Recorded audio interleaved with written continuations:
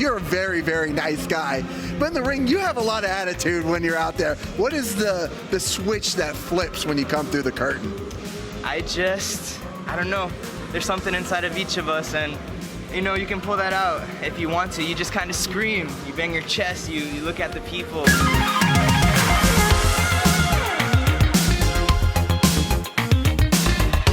Hey guys, welcome back to another interview here on Toned In Entertainment. Today we're at CCW, Bash at the Brew in Hialeah, Florida, and I'm joined by one half of the tag team of the Night Riders, Joe Garcia. How you doing, Joe? Oh man, it's a pleasure. Thank you for having me. Definitely. Now I come to as many shows as I can. I'm always seeing you guys out here in the ring. We just met 30 seconds ago, officially for the first time, because it's crazy out here. But I'm glad to have you here on the channel. Oh man, thank you for having me. Definitely. Now, the Night Riders, how did that all come together with Eddie? Oh man, I've known Eddie for a while. Since he started from, and he didn't start in, I think he started in Pennsylvania, but when he moved here from Pennsylvania, I would always see him like sitting in the back, like after the matches, and I would always kind of go talk to him, like, hey, how do you feel, how'd it go? And then after a while, he just kind of like, he wanted to start a tag team. And then I guess they gave him a couple options, and he picked Joe. So that's how we ended up together. Very cool. So why the Night Riders? The Night Riders. I think it's like a throwback to the 80s names. And I don't know, we kind of just, I think he came up with it, and I just sort of agreed with him, and now we're sticking with it. Yeah, it definitely feels like that 80s vibe, from like the whole gear to the music to, and I'm an 80s guy, so I absolutely love it. So I'm definitely digging the whole Night Riders tag team thing you guys got going on right now. I really appreciate it. Now on Instagram, you have a picture, and just the caption simply says, "I love wrestling." That's right, because I love wrestling. Wrestling, I don't know how to explain it. Every day as a kid, I would wake up and I would be excited to just put in a DVD, because I would like try to collect those at like Toys R Us and like Blockbuster, and I would just be excited to wake up and watch wrestling. Like that's the main thing that I was excited about, honestly. Yeah, what was maybe some of your favorite DVDs? Because I know I've had certain DVDs I would watch over and over again. Is there a couple in your collection that were your personal favorites? I mean, I think the first one, no. Well, WrestleMania 24 was the first one I actually watched. I started watching it like end of 2006, beginning of 2007, but WrestleMania 24 in 08 with Ric Flair's last match, it ended with Undertaker and Edge.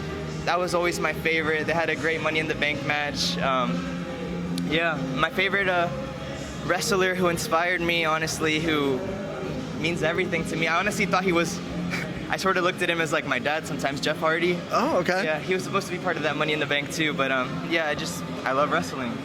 I love wrestling. I love the fact that you say Ric Flair's last match. No. And then we have to ask which one of his last matches, right? Yeah, he probably hasn't even had his last one yet. No, I don't think he has. Yeah. Now, what are people missing out if they're not coming to watch the Night Riders here in action at CCW? Oh, you're missing one of the best teams, one of the world's sexiest tag teams. You guys are two sexy dudes, let me tell you that. And we like to flaunt it. And I've been bringing out a mirror now, and I try to show off. I don't know, you're missing out a lot if you don't come to see us. Now, right here we're talking, we talked a little bit before, you're a very, very nice guy. But in the ring, you have a lot of attitude when you're out there. What is the switch that flips when you come through the curtain? I don't know. There's something inside of each of us, and you know, you can pull that out if you want to. You just kind of scream, you bang your chest, you look at the people, and I don't know, wrestling is like an art form. You can like, there's lots of technique to it, there's footwork. Gangrel always teaches us that. I fucking love Gangrel.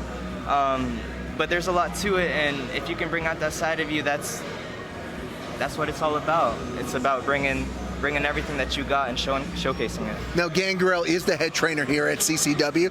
What do you think is maybe one of the most important lessons that you've learned studying under him? He always says, there's a couple of things he always says. He has the 6 Ps. Proper planning prevents piss poor performance. So that's always a way to look at life. He also says, eyes are the windows to the soul. You could always see what someone's really like by just looking at their eyes for a sec. And he always says to not assume. You don't assume anything in wrestling. So, I don't know. Those are 3 things that I picked up from him. What do you think, other than Gangrel, is one of the biggest lessons you've learned, maybe about yourself in your pro wrestling journey? I've learned that, honestly, like, one of the only people you can trust is yourself. because there's many people who act like your friends on this journey, and the journey's the jewel, but like sometimes people act like your friends and then you'll end up finding out that they're not. Like sometimes I get out of my match and like I'll find like trash all around my bag. I found like some gum in one of my shirts. Like people aren't really looking out for each other. It's supposed to be a family, but it isn't always like that. You got to trust yourself. That's one thing that wrestling taught me. Oh, okay. Now we talked about, you said Jeff Hardy was your biggest influence. Is there a specific reason that something like that really captivated you to Jeff Hardy? He just didn't care to be himself.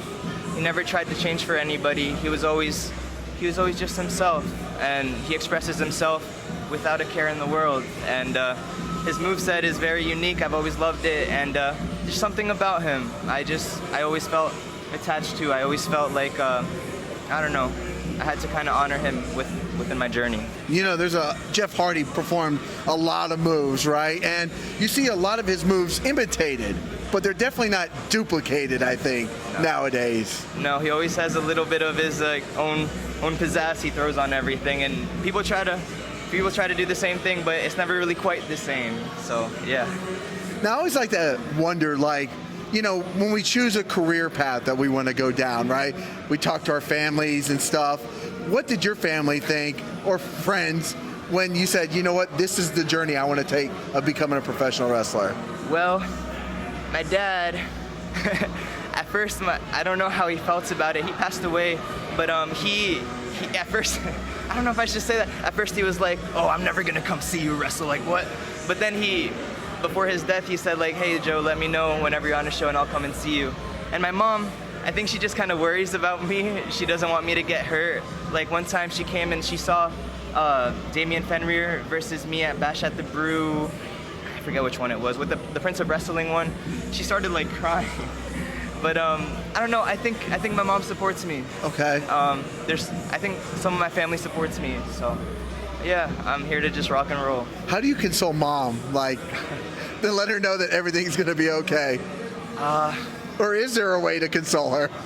I don't know if there's a way, but I tell her not to worry. I tell her everything's gonna be fine. I'll call her after the matches sometimes. I just talk to her. She's my best friend.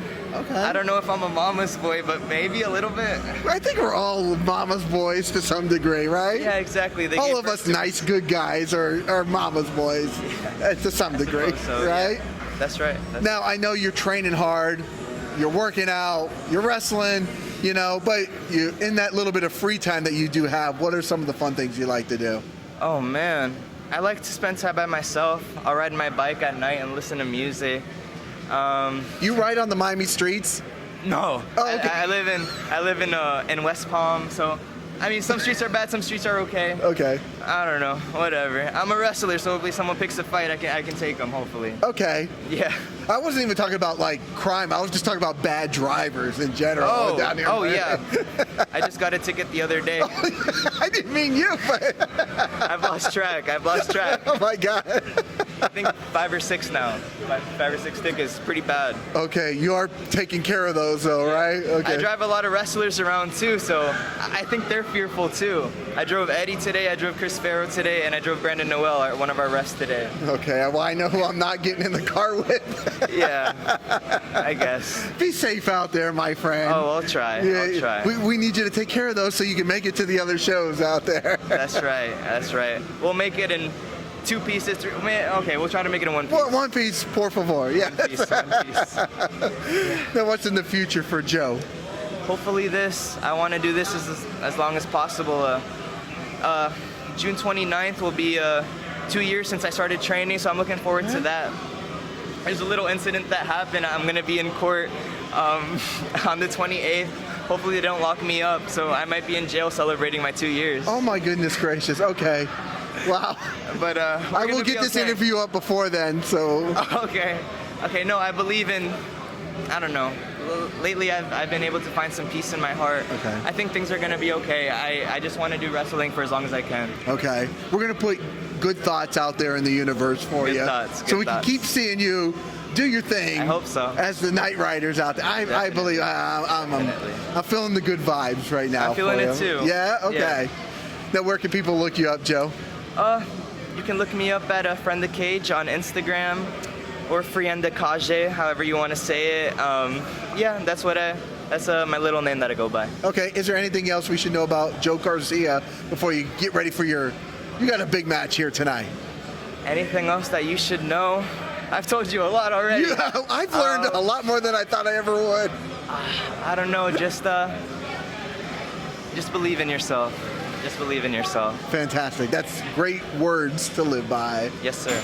Well, guys, if you like interviews like this, want one half of the tag team, the Night Riders, Joe Garcia, make sure you stay tuned in here to Toned In Entertainment for future videos. Thank you so much. Subscribe to the channel.